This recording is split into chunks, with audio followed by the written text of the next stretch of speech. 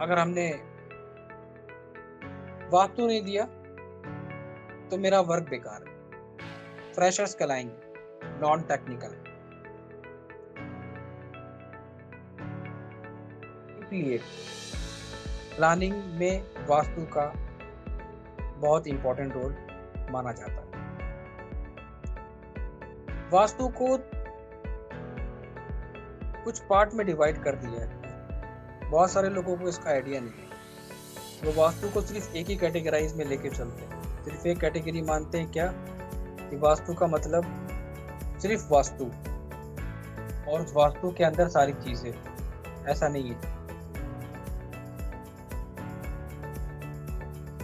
Vastu for land, vastu for exterior, vastu for interior, vastu for colour, vastu for furniture. इतने parts में divide कर दिया है वास्तु। लोग क्या करते हैं कि वास्तु को सिर्फ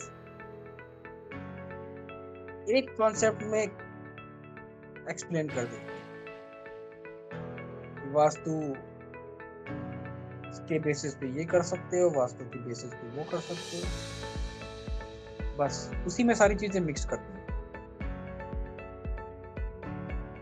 लेकिन सबके अलग अलग पार्ट हैं। वास्तु फॉर लैंड की अगर हम बात करें, यहाँ पर उन्होंने कुछ चीजें एक्सप्लेन करी।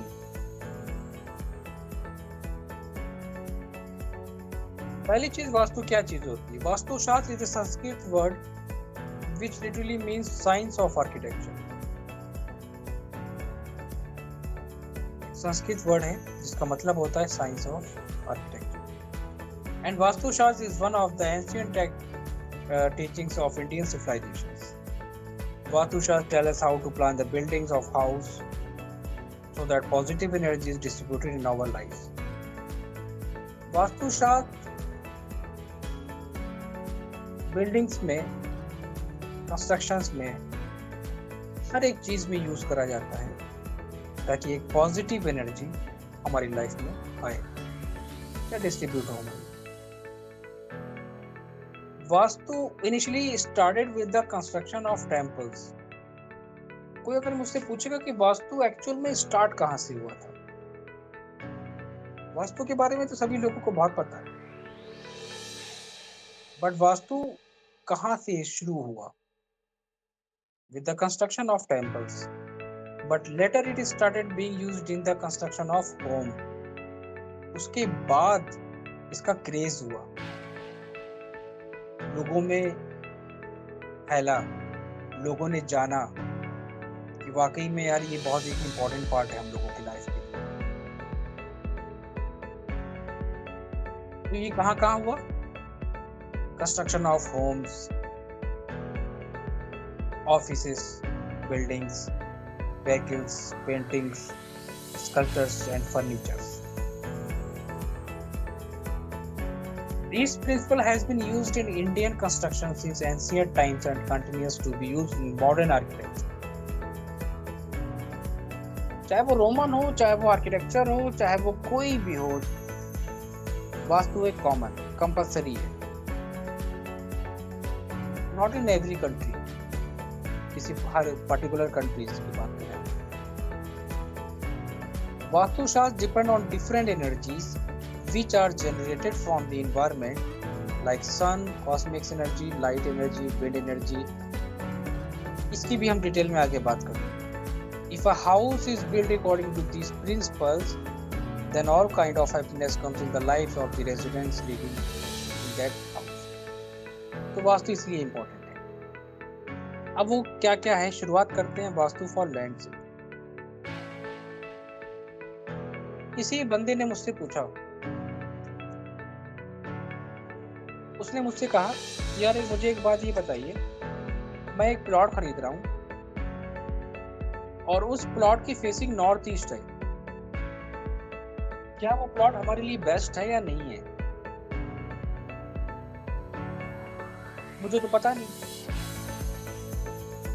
मैं तो कहूँगा कि मुझे सिर्फ वास्तु इंटीरियर का आता है, तो वो चीज़ गलत है। आपको पता होना चाहिए plot facing north east is a good site for home, factories and offices. किसी ने आपसे एडवाइस ली कि नॉर्थ वेस्ट की डायरेक्शन का क्या बेनिफिट पड़ेगा हमारे लिए for trading, business and industrial sites. South east है तो it's good for chemicals, petrochemicals and electricity related industries. और अगर वेस्ट रोड है then bring fame and popularity. यहाँ अब तक ये भी बोला गया है plot facing west and north roads are considered as prosperous land and T junctions are considered as not ideal. T junctions जहाँ पर होते हैं कंसिडर नहीं करा जाता फॉर आइडियल। और सबसे बेस्ट प्लॉट कौन सा माना जाता है वास्तु के अकॉर्डिंग? सबसे बेस्ट प्लॉट माना जाता है वास्तु में जिसकी facing roads on all sides हो।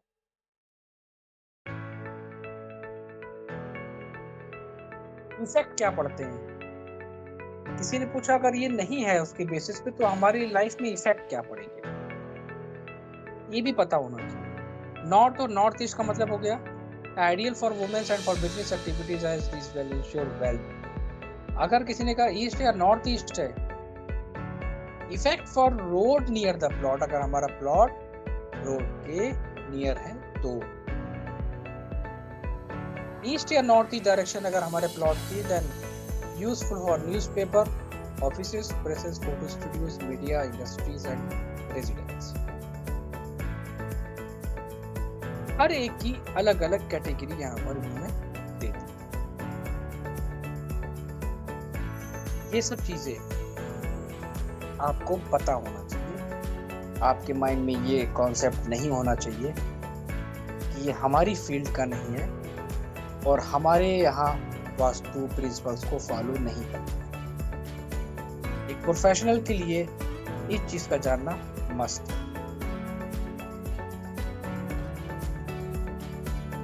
अब वास्तु में कुछ कंडीशंस हैं। Make sure they are located in the east. इसकी बात कर रहा है डोर और विंडो की। डोर और विंडो के बारे में एक्सप्लेन कर रहा है। Make sure they are located in the east and placement may be modified as northeast, east या northeast। क्यों? जो हमारे डोर और विंडो है उनकी लोकेशन उसने बता दी। और ये क्यों बेस्ट है? क्योंकि this location allow the positive energy to flow in the room. इसलिए हम डोर विंडो को इस डायरेक्शन में कोशिश करेंगे प्लेस करने। Vastu house construction recommend that the house should have 2 points of entry. They should not be set in a straight line and set one which is used as an exit. The door should be smaller and must have only one shutter. बहुत सारे cases में आपने देखा होगा और आपने notice भी करा होगा, कई बार ऐसा होता है कि हमारे मेन एंट्रेंस ये है और एक साइड में पैसेज देने के बाद हम सेकेंड एग्जिट वो रखते हैं।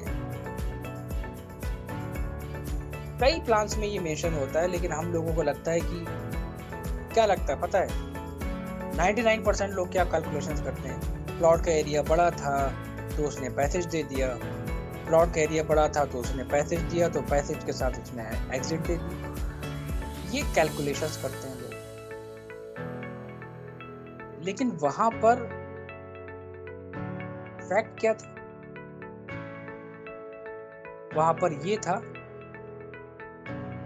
कि खुद वास्तु ने रिकमेंड करा था कि आपके घर में 2 पॉइंट्स ऑफ एंट्री होना चाहिए, एक एंट्री और एक एग्जिट, और स्ट्रेट लाइन में नहीं होना चाहिए, और उन दोनों में से आपका एक डोर स्मॉलर होना चाहिए, only one shutter.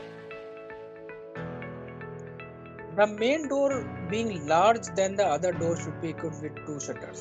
A recommended material for a door to bring in good balance is teak. आप एडवाइस दे सकते हो किसी को कि मेन डोर आप बड़ा रखिए। क्यों बड़ा रखिए आप इसके बारे में बताइए। और वहाँ पर आपको रिकमेंड आप कर सकते हो कि वहाँ पर आप वुड मटेरियल टीक यूज कर सकते हो।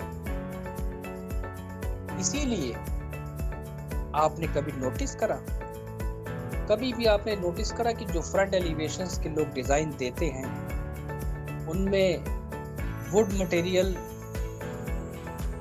क्यों देते हैं? हम लोगों को कभी कभी ये लगता है कि वो कलर कॉम्बिनेशंस के बेसिस पे और शेड्स के बेसिस पे देते हैं, लेकिन कहीं ना कहीं वहां से वास्तु अटैच होती है।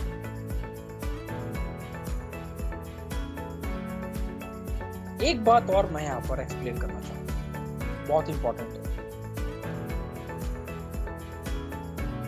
इंपॉर्टेंट नहीं है कि हम वास्तु को 99% हम अपनी पर्सनल लाइफ में यूज कर सकते हैं।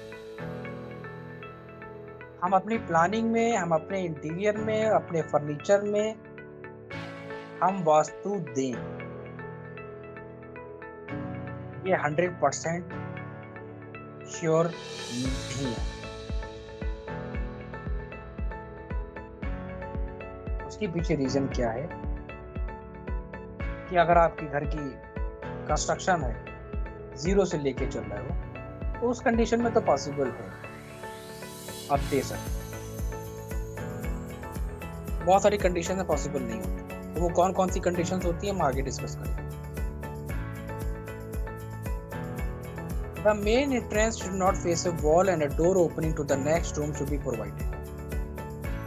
बहुत सारे बच्चे क्या करते हैं कि बाहर वाले अपने प्लानिंग वाले सेक्शन में यहाँ पे दे दिया ड्राइंग रूम और यहीं से एंट्री और यहीं से आप एंटर हो गए अपने घर में। कई केसेस में देखा, बट वो चीज गलत है।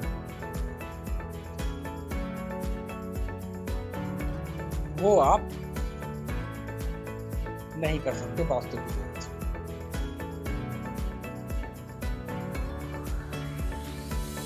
क्लियर बोल दिया उन्होंने ये बात। इसीलिए आप make sure that a shadow does not loom on the main door. Confirm नहीं है, डिपेंड करेगा। And it is not advisable to position the main entry point at the centre of the house. कोई भी बंदा अपने घर की main entry centre में नहीं रखता है, लेकिन वास्तु ने ये रिकमेंड करा है कि आप कोशिश करिए घर के सेंटर में आपकी मेन एंट्री नहीं होनी चाहिए।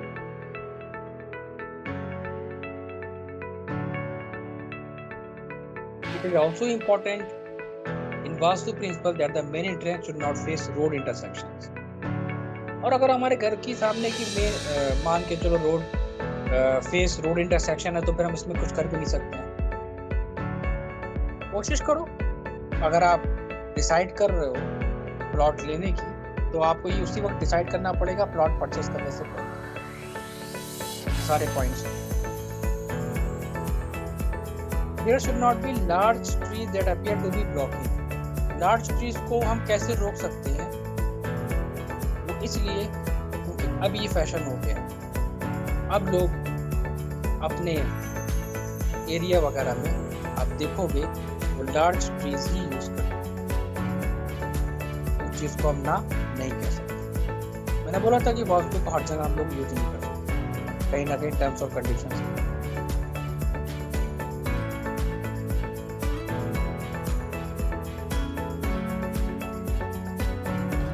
और इसमें इंपॉर्टेंट पॉइंट इन्होंने कहा, क्या बोला है, वास्तु की जो कंडीशंस होती है वो किसके बेसिस पे होती है, ये आपको पता होना चाहिए। बहुत इंपॉर्टेंट चीज है। क्या क्या पॉइंट्स हैं? Directions, planet and areas. Directions, north Mercury, north east का रिप्रेजेंट करती है Jupiter, east sun, south east Venus, Mars, Rahu, Saturn.